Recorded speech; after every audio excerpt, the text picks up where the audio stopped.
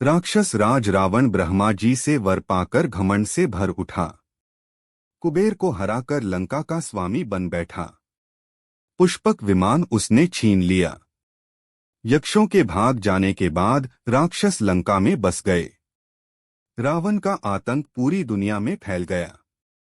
क्या देवता, क्या मनुष्य, सब उससे आतंकित रहने लगे। रावण अपने को ब्रह्मांड का स्वामी समझने लगा।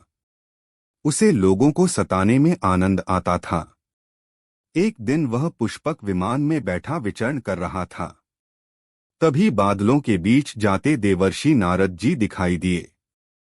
रावण ने उन्हें प्रणाम किया। नारद जी बोले, रावण, ब्रह्मा जी से वर पाकर तुम्हारा बल बहुत बढ़ गया है। तुम सबको जीत चुके हो। पर एक बात फिर भी मेरी समझ में नहीं आती। तुम बेचारे मनुष्यों को क्यों मारते हो? अगर तुम्हें अपनी शक्ति सचमुच दिखानी ही है तो यमराज के पास जाओ, उनसे युद्ध करो। सबको अपने लोक में बुलाने वाले यमराज को जीतकर ही तुम विश्व विजेता कहला सकते हो। नारद जी की बात सुनकर रावण बोला, देवर्षि, यह तो आपने ठीक कहा। मैंने प्रतिज्ञा की है कि मैं चारों लोकपालों को परास्त करूंगा। मैं अभी यमपुरी जाता हूं। सब प्राणियों को मृत्यु देने वाले सूर्य पुत्र यम को मैं मार डालूंगा। इतना कहकर रावण दक्षिण दिशा में चल पड़ा। नारद जी भी तुरंत यमपुरी की ओर चल दिए और रावण से पहले ही वहां पहुंच गए। उन्होंने देखा, अग्नि को साक्षी मानकर यमराज प्राणियों के पाप पुण्य का हिसाब लगा रहे हैं। नारद जी को आया देख यमराज ने उन्हें प्रणाम किया। बोले, देवर्षि, सब कुशल तो है? आज आपका आना कैसे हुआ? नारद जी बोले, मैं आपको एक महत्वपूर्ण सूचना देने आया हूं। शांत चित्त होकर ध्यान से मेरी बात सुनो और तुरंत अपनी रक्षा का उपाय कर लो, क्योंकि रावण अपनी सेना के साथ आपसे युद्ध करने चला आ रहा है। आपको सचेत करने के लिए ही मैं उससे पहले यहां आया हूं। वैसे मैं इस बात को अच्छी तरह जानता हूं कि आपको कोई नहीं जीत सकता। अभी यमराज और नारद बातें कर ही रहे थे कि तभी रावण का पुष्पक विमान आता दिखाई दिया। रावण ने स्वर्ग और नरक दोनों देखे। स्वर्ग में पुण्यात्मा अपने सत्कर्मों के बल पर सुख से थे। दूसरी ओर पापी लोग भयंकर कष्ट पा रहे थे। रावण कुछ पल यह देखता रहा, फिर उसने नरकवासियों को मुक्त कर दिया।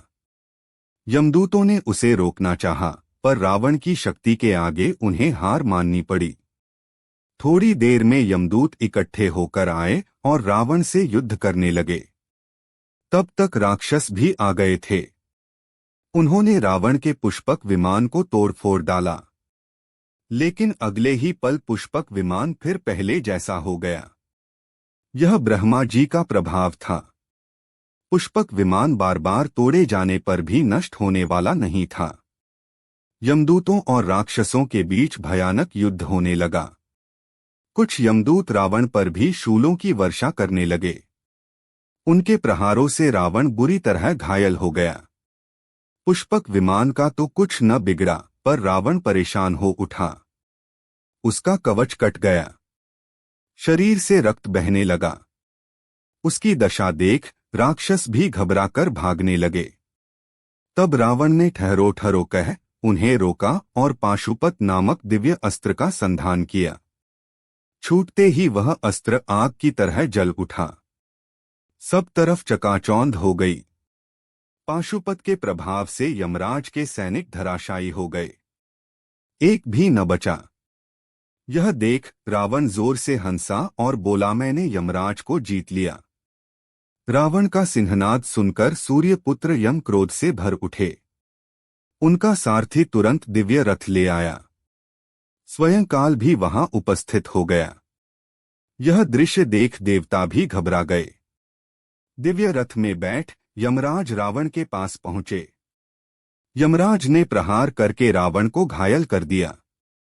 उत्तर में रावण ने भी यमराज पर बाण की झड़ी लगा दी। रावण समझ गया कि यमराज को जितना कठिन है, पर युद्ध भूमि से भागना भी उसे स्वीकार नहीं था।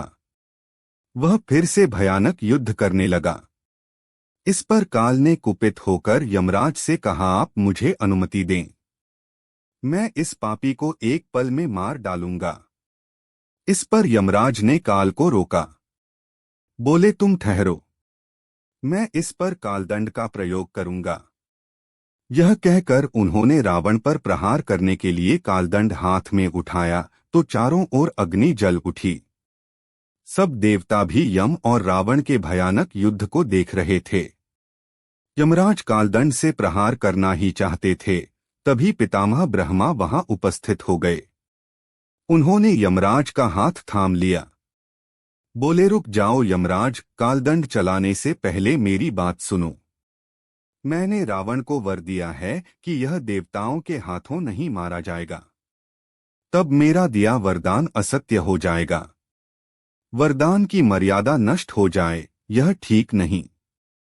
यह सुनकर यमराज ने तुरंत कालदंड को नीचे कर लिया। बोले, आपके वरदान और कालदंड दोनों का सम्मान करना मेरा धर्म है। अगर इनकी मर्यादा नष्ट हुई तो फिर हम कहाँ रहेंगे?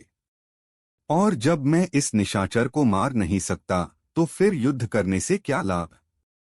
इतना कहकर यमराज वहां से लोप हो गए। रावण ने यह समझा कि उसने यम को जीत लिया है। वह लंका लौट आया।